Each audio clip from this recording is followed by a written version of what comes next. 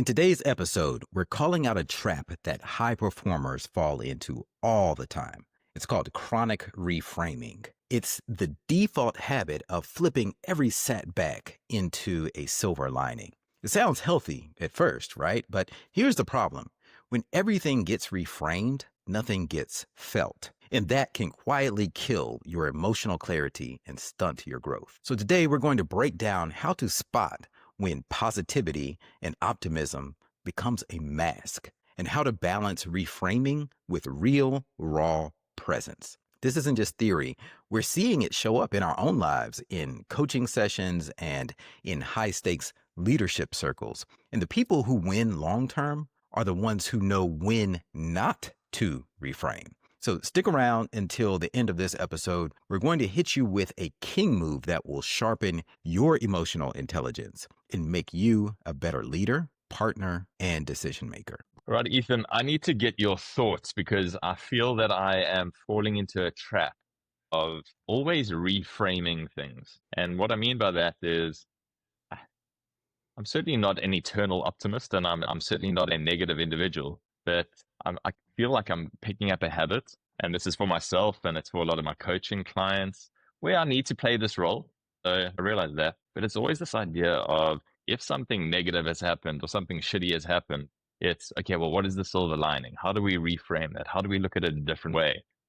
And I'm feeling a little bit heavy about it at the moment because at what point is that not helpful? Because at some stage, I think we all just need to be allowed, and I'm going to use that word, we all need to be allowed or feel that we have permission to say, you know what?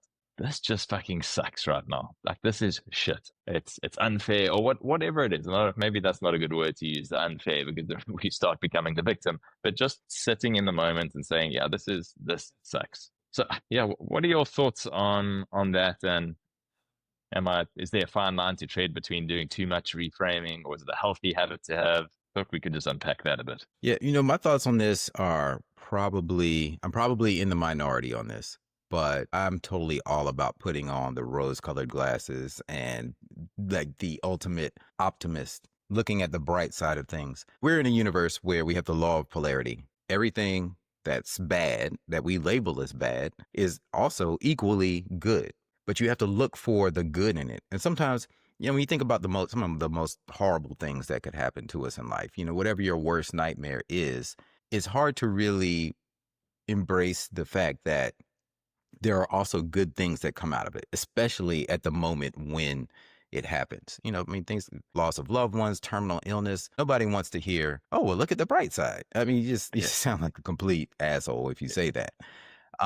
But the fact is that there is a bright side, and it's not my opinion. It's a law of nature for this universe that we live in. There is always a flip side to everything: up, down, left, right, off, on, dark, light. Like, that's just the universe that we live in. Sometimes you have to struggle to find it and look for it, and then you may have to really struggle to embrace it, but it's there. And I do believe that sometimes moments in life actually, they just suck. Like, dude, this freaking sucks. But I believe that you put that into a temporary bucket.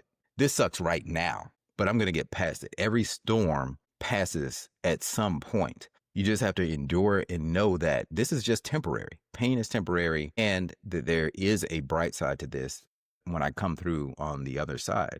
So we need to be careful about embracing the sucky parts for too long and thinking of them as permanent. And I'm reading this book right now called Reality Transurfing, which is an amazing book. It's very long.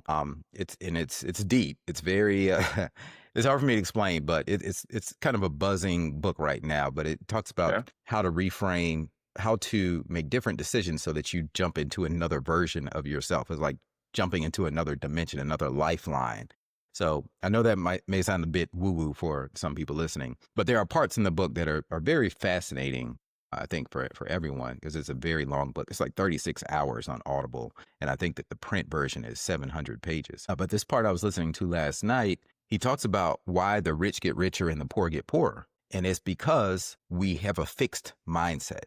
And if you're poor and you're struggling and you say, oh, well, this is just the way life is, then life is going to continue to be like that for you, for the majority of people. And if you're living a wealthy life, an abundant life, and You're flying first class everywhere. You have great vacations and a great lifestyle. And you're like, well, this is how life is. You're going to subconsciously continue to perpetuate that life. So that's why the phrase exists. It's all got to do with our mindset. And every now and then people break free from a mindset. We hear about these outliers that were born horrible circumstances, poverty, abuse, all kinds of things, but they break out of that mold and into a wealthy lifestyle. And I believe anyone has the power to do that, but you got to reframe how you look at things that happen to us. It's not about life being fair or not. It's how you react to situations. And I think we have the power on how we react. Yeah, it goes back to what we spoke about in one of the fairly recent past episodes around trauma is basically based on the meaning that we assign to that which has happened to us previously. So very, very similar. And what you said now that really jumps out at me, it's the moment thing. So it's temporary. So yes, the moments may suck, but if we stack all those moments together, you then get to choose to try and be as positive or reframe how we can come out on the other side or what we are going to take from this. I suppose I'm just very, very aware at the moment. There's a line that Simon Sinek has, which I love, and it's he says, "Give people the honor of just sitting in the mud with you," and that means that people can open up and share with you. I mean, you can open up and you can share with somebody, and then give them the honor of just sitting in the mud with you. But meaning, just let them listen and let them hold that space, let them hold that sucky moment with you. What's difficult though is when you share that tough moment is that if that other person is always trying to reframe every single moment, or always trying to say, well, look on the bright side. So I think we've got a responsibility to not let somebody dwell. So I'm thinking it, and us for ourselves, we must choose not to dwell and let's not create a streak of these sucky moments and stack too many of them, because that becomes a habit, I suppose. That becomes habitual and becomes a trap that we get sucked into, or a place that we get stuck. But just being allowed to say, man, this isn't great at the moment, that's okay. That's okay. Like today, you know what, today's been hard, and it's been a tough one. But if we kind of zoom out and then we look at the week as a whole, we could say, yeah, that Wednesday, that wasn't a great day. But if I look at the week as a whole, no, not too bad. There were some good wins in there, and some Yeah. losses as well, but there were some good wins in there at the same time. Yeah, it's about zooming out. Out. And I think there's a distinction between what we say to ourselves in our own minds and how we are being there for someone else who may be going through a sucky time. And I think we Yeah, need to be mindful of that. Well, we do need to be supportive in our own minds, but we also need to sit with ourselves and be like, it's okay for life to suck at times. But I believe you should remind yourself that it's temporary. But if you're consoling someone else, nobody wants to hear that shit about if you're going through something bad, nobody wants yeah, to hear exactly. look at the bright side. It'll get Yeah, better. And look at, yeah, just if you care about somebody, just sit with them and just yeah, listen. And I've had to learn that myself because you don't want to be a total dick, and you don't want to seem condescending or patronizing. There's just really no good way about it. If someone is going through something tough, just let them vent, let yeah, them get it out, and just listen and just be there, and don't yeah. try to reframe the situation. The late Trevor Moawad really summarized it all really well. And he was a performance coach, worked with a lot of NFL athletes, and he was the one. And I'm sure, I don't know if we've mentioned it on this podcast before, so everybody who's listening, forgive me if I have. But he is the individual that spoke about a neutral mindset, positive mindset, and there's one other option we have, which I thought is genius, because did I say neutral or did I say negative? Negative, Neutral. negative mindset. So Oh, I gave it away. I already gave away the joke. But he speaks about a negative mindset, a positive mindset, and then the third option is the neutral mindset. And what he means by that is, when you get into this negative frame of thought, one thing we know about it is that it works 100% of the time. So you just get caught in that cycle, and you're going to get, just like you said earlier, you're going to get those negative results. The difficulty is when somebody's in that, they think, or for us to say to them that your only other option is to be positive. Man, that's a long stretch. That is miles away. So I've just got divorced, or I've just lost a loved one, and you're telling me to be positive, that doesn't work. And likewise, if we spend too much time being positive and we try to be positive about absolutely everything, it can also lead us to make some incorrect decisions. Like if we just like, I'm just going to be ultra positive about this and I'm going to make that decision, and then we essentially just living our lives with all our fingers and toes crossed, believing that it's going to be okay, but it doesn't always. So it can blow those decisions. So he took it back to saying, whatever moment you're in, have a neutral mindset, and that's about what information, what data do you have in the moment, and make the best decision you can, or decide what is my next best step in this moment. And there's something to that. There's something to that. And I think that keeps us grounded when we are stacking a lot of wins, to bring it back and not just think get ahead of ourselves. And also Mhm. a relatively easy next step, or an easier, let me use that word, an easier next step when you're getting stuck in the negative as well. Just say, let me take a step back. What does the information tell me? What's the next best step that I can take right now?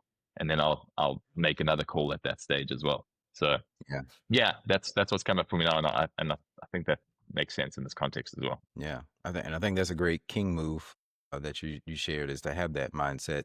You can have a neutral approach. It kind of makes me think of the Mel Robbins' new book, The Let Them Theory, where it's like, if someone in your life is getting on your nerves or not behaving the way you want them to behave or you think they should behave, just let them. You don't always have to have an opinion either way. You don't always have to chime in. Just let them. And she gives lots of other examples in the book, which I find so fascinating. It's such a simple concept and Yeah, term, but she has revolutionized it. People are getting let them like tattooed on their flesh. I'm like, holy crap, man! I just want to get influenced like Mel Robbins. Like, she is like, I adore her, and I love how she could take a simple concept and just have mass appeal with it, that people are like, oh my God, that is so, let them. It's like, it's not brand new, it's not novel, but right. it's simple, right? But Yeah, it is yeah, I mean, simple. but if it hits a certain way and it helps people, I'm all for it. So Yeah. many props to Mel Robbins, and yeah, I totally agree. Yeah, you don't have to. It's things don't have to be positive or negative; they can just be neutral. So, Ethan, what is the movement that you would like to create one day when people start tattooing a couple of words because of Ethan King? What do you want them to be? What do you want them to be? It's fine. Let me give that some thought. In fact, that would probably be a good conversation for another Yeah. episode, because I've actually been thinking about that. That's something that yeah, and I have a story around that too. So you'll have to tune in to the next episode to find That's a great little cliffhanger that you've just added into this episode. I like it. out. Smart man. Thanks, Ethan.